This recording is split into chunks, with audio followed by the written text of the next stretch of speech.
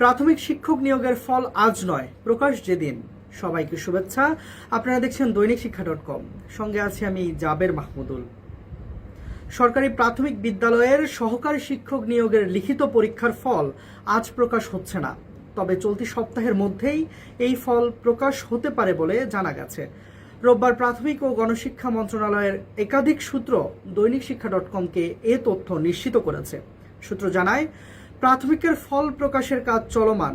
সব কার্যক্রম শেষে প্রাথমিক শিক্ষা অধিদপ্তর থেকে অনুমোদনের জন্য মন্ত্রণালয়ে চিঠি পাঠানো হয়, যা এখনও মন্ত্রণালয়ে আসেনি। সে হিসেবে আজ ফল প্রকাশের সম্ভাবনা নেই, তবে চলতি সপ্তাহের মধ্যেই ফল প্রকাশের সম্ভাবনা রয়েছে। বিস্তারিত দেখতে পাবেন শিক্ষা বিষয়ক দেশের একমাত্র পূর্ণাঙ্গ ডিজিটাল পত্রিকা দৈনিক শিক্ষা.com-এ। ধন্যবাদ।